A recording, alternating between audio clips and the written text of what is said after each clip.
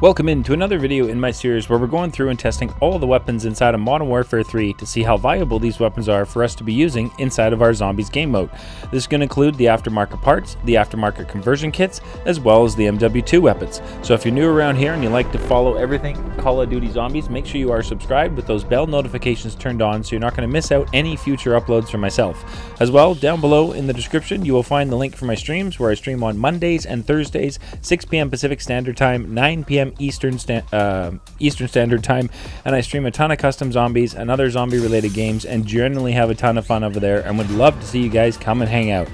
Now in today's video, a big welcome to everybody on Xbox Game Pass, as now Modern Warfare 3 Zombies as of today and Modern Warfare 3 is available on Game Pass. So that is truly awesome. So welcome all the new players to MW3.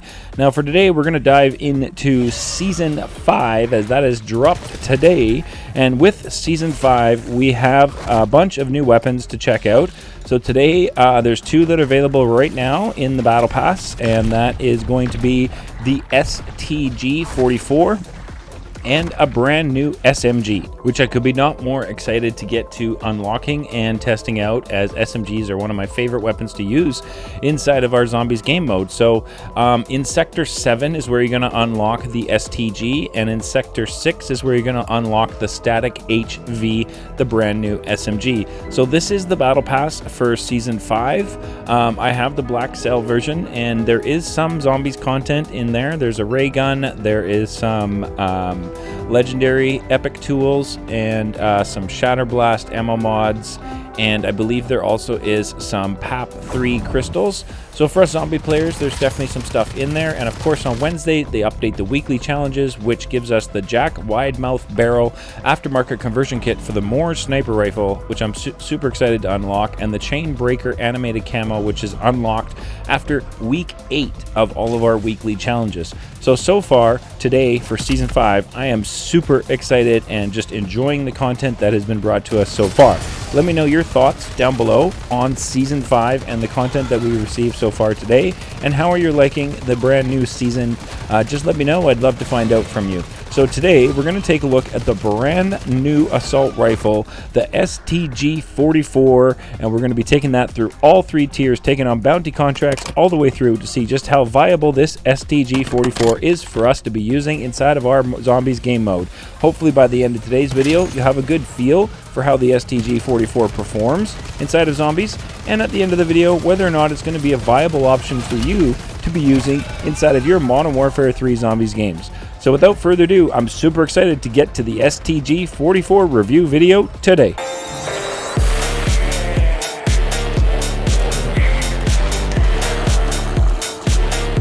Welcome into today's video. Thank you so much for tuning in. If you are new around here, make sure you have subscribed as we get closer and closer to my next subscriber goal, which is 4,000 subscribers. That will unlock our very next Black Ops 6 giveaway, our 3rd on the channel, and I could not be more excited to be able to do this. Now in today's video, we're going to be checking out the brand new Season 5 assault rifle, the STG. And this is one of my favorite weapons to be using inside of Zombies, so to tell you I am beyond excited to get to testing this weapon would be a complete understatement. So welcome in, I appreciate you guys tuning in. When we spawn in and do our weapon testing videos, we put on all of our perks with no additions to the weapon to make it any stronger whatsoever. So we're not going to do any pack-a-punch, any ammo mods, or any tools. For perks, I do run Deadshot Daiquiri as a mouse and keyboard player. I like the extra critical damage that it does provide. So that's about it for being equipped on the weapon. Other than that, it is a white rarity weapon base with absolutely no additions. I do have the STG maxed out already, so there is the build in the video. Stick through for that. I definitely have you covered, so you don't need to worry at all. Now here we are taking on our first bounty, like I said, at white rarity, and it was a mimic inside of tier 1, and I could already tell like the damage output from this STG was strong, really strong. On our first bounty today, I was already feeling really confident right here. You could just tell I was trying to barrel stuff our first bounty contract of the day inside of tier 1 at white rarity on the STG. Got a self-revive and a perk out of that bounty, which was awesome to see. Now at this point, I was really excited to continue pushing on and increasing the damage output on this new assault rifle. So it's off to visit the Pack-a-Punch machine. And for those of you that are new to MW3 Zombies, if you melee the Pack-a-Punch machine before applying a Pack-a-Punch crystal or using the Pack-a-Punch machine, you will be able to keep your camo on for the rest of the match. Now, you do need to only melee the Pack-a-Punch machine once for this to stick. Just a heads up.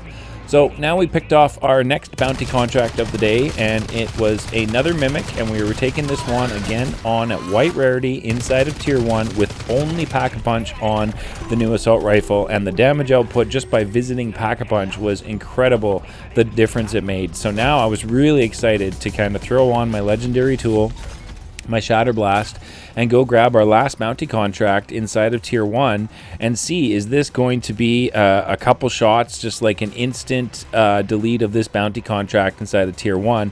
Because when I see that during my weapon testing videos, I have a pretty good feel that after that, that weapon is going to be incredibly viable for us to be using across all the threat levels inside of Zombies. So at this point, I really just wanted to get over to our bounty contract and see how this weapon performs. And we got our third Mimic inside of tier 1, and we just evaporated that bounty without much struggle at all. You can see me jumping up and down. I was really excited to push on through. So the next thing to do was to make a beeline into tier 2 to increase the strength of our bounty and continue to keep the damage output on this new AR where it was inside of tier 1 without increasing it. And we got our first bounty contract inside of tier 2. And our bounty contract inside of tier 2 was a Disciple.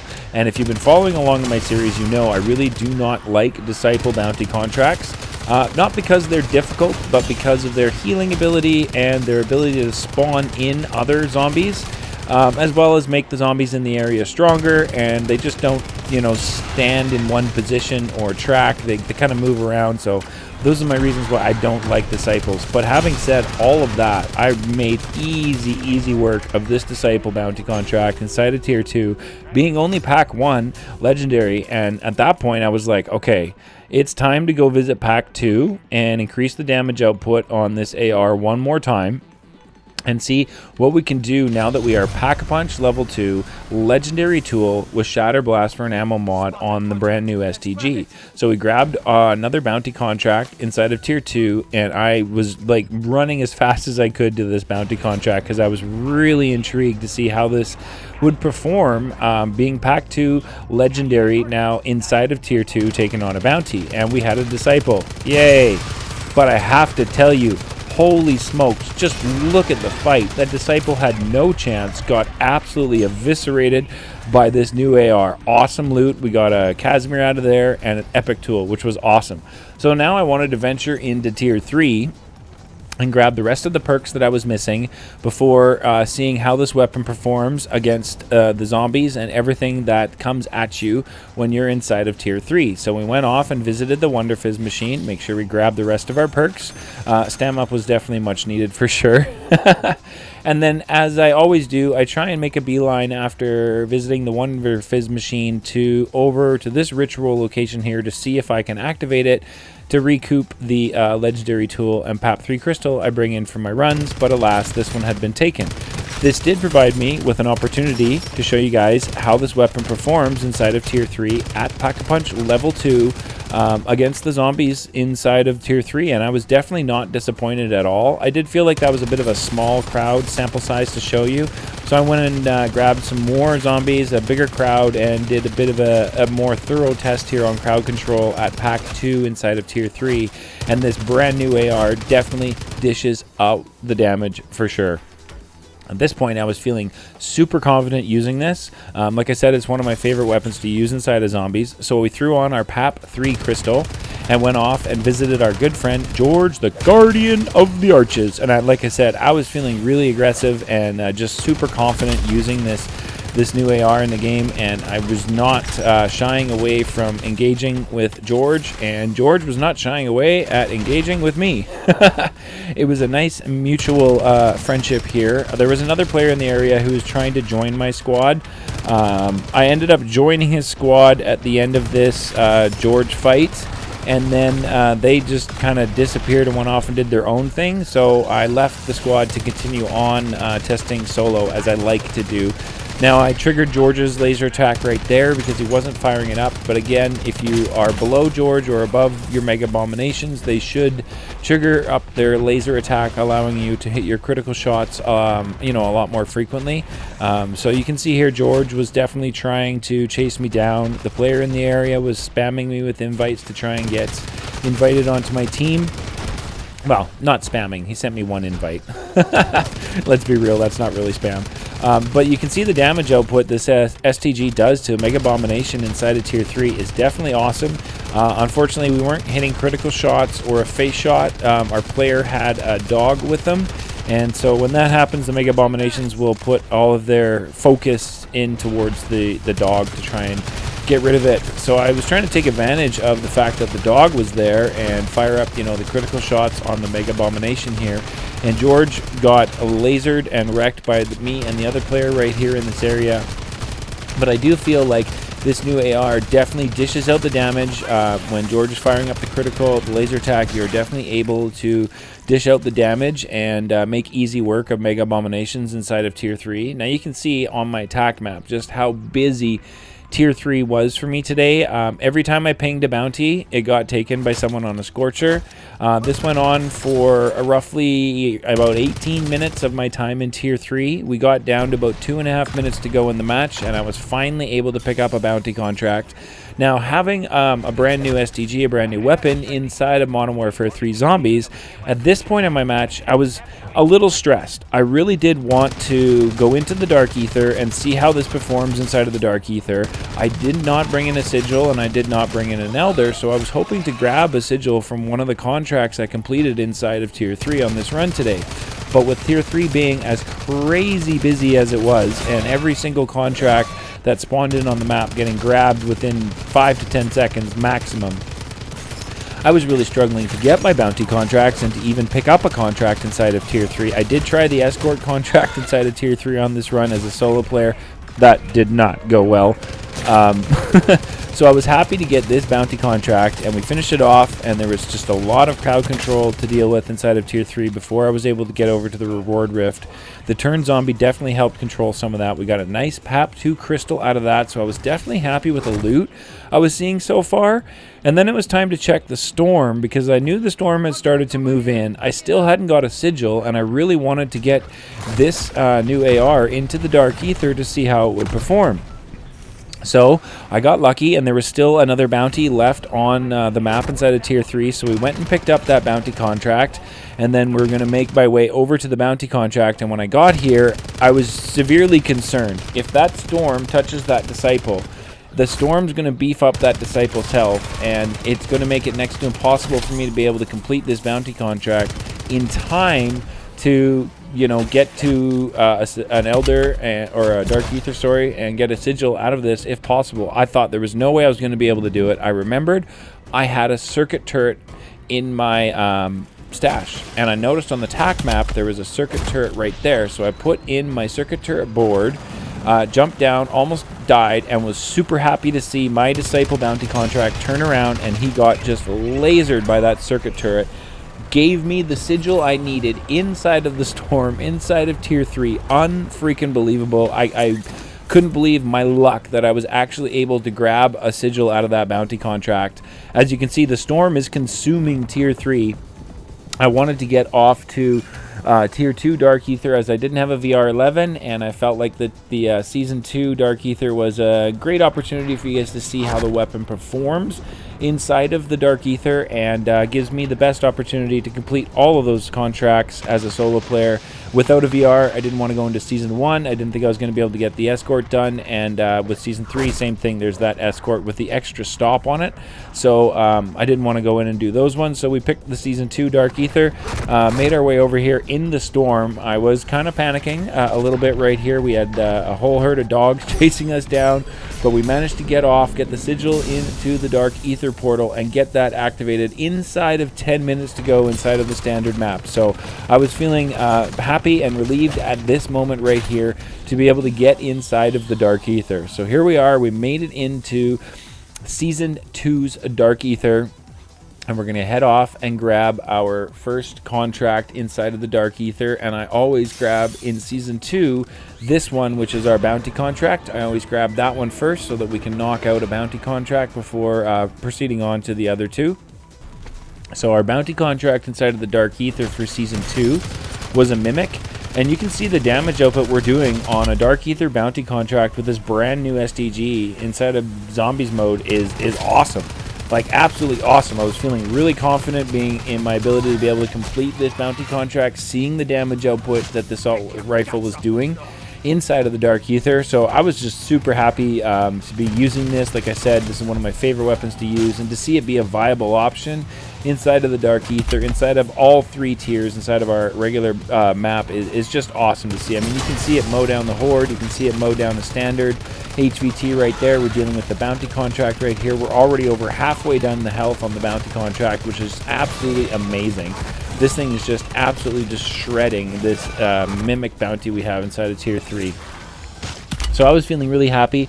I wanted to get some more decoys to kind of keep the riffraff away from myself while I focus fire in on our Mimic bounty contract here inside of the Season 2 Dark Aether. But I mean, I don't really need to say much. You guys can see on screen just how viable this is for us to be using inside of the Dark Aether and inside of our games in Zombies. Like, that was an awesome bounty contract to get out. We got mags of holding out of that and another self-revive, which was good. So I dropped an epic tool for the self-revive. As a solo player, I valued staying alive more than exfilling with an epic tool. So now it was time to go off and get our Aether reactor contract, and that one is on top of the shopping mall, the big gassy spore area. It's on the very top up there. So we went and got our first Aether reactor done easily with the one Casimir I was able to bring in. I didn't get a chance. As you could see, the storm was consuming me inside of Tier 3, so I didn't have time to stop at a buy station and pick up a couple other Casimirs. So I was hoping to use the Casimir for the first one, my energy mine for the second Aether reactor here, and then kind of regenerate my energy mine for the third one. But the zombies got me coming out. There's just an awful lot of zombies inside of the Dark Aether, and I was low on health, and they just consumed me right there. So we got over to our last Aether reactor right here, and we figured we'd give it a go, as all the zombies were kind of pulled away at the moment. So we finished off that bounty contract right there, our second bounty contract inside of the Season 2 Dark Aether. Now, this one took me a minute to get into the reward rift, as there was an absolute ton of zombies in the area that were preventing me from having a second to just look in the reward rift and grab what I needed out of there. So I wanted to take the time, knowing that I wasn't in an Elder, so time's not necessarily a crunch. You still see on the clock, I still had 24 minutes inside of the Dark Aether, and we'd already finished our second bounty.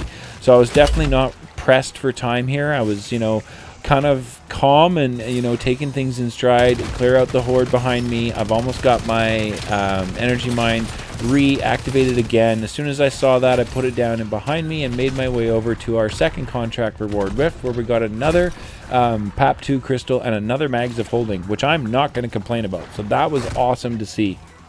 And then if you finish the Aether reactor contract, to the left, just on top of this building, is where you will find the P&D bounty contract inside of Season 2 Dark Aether. So we went and picked up the Outlast contract and activated that as we made our way over. I did want to show you guys, you come down this way, and when we go over to the P&D contract, you'll notice I have the ammo cache out there pinged. Or did the ping come off? The ping came off. I always ping the ammo cache that's out here straight away, just to your left. That way it's going to be an ammo cache. So if you need ammo while you're doing this, that's one way to do it. Now, as a solo player, I've noticed that this Outlast contract inside of the Season 2 Dark Aether, when it starts up, seems to be just the most chaotic it can be during the early stages of this Outlast. So as a solo player, I try and use my jug suit for this and try and clear out just about as much of the early horde and the early congestion as I possibly can when doing this P&D contract in the Season 2 Dark Aether, as this strategy for myself anyway I have found gives me the best chance at success, as I found playing solo that this Outlast contract is the craziest at the beginning, and then towards the end it kind of calms down a little bit. So that's the reasoning behind me using the jug suit right there to complete this Outlast contract. But this weapon, like the assault rifle, definitely performed well inside of here. There is a lot of congestion, there is a lot of zombies, there is a lot of stuff coming at you inside of this Outlast for the Season 2 Dark Aether. And I mean, you can see we just melted that Disciple right there. And that was a huge help to completing this, because I didn't have to deal with all the extra health from the Disciple zombies. So it was awesome to be able to clear out that Disciple as quick as I was with this assault rifle. I mean, you can see I'm able to mow down the zombies inside of here, you know, maintain the damage output and keep my distance from the horde by using this new assault rifle for Season 5. And I'm really impressed with it. This is one of my favorite weapons to use, so I was super excited that they brought it back into Modern Warfare 3 Zombies. So as we complete that one, it was time to head out with our amazing loot. So thank you for tuning in. I definitely would say that this brand new STG for Season 5 is a viable option for us to be using inside of Modern Warfare 3 Zombies across all 3 threat levels and inside of the Dark Aether. 100%.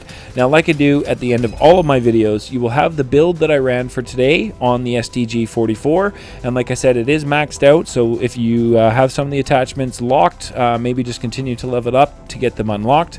And then the camo that I was using on the STG 44 today is in your Zombies Mastery, and it is right there, overstretched.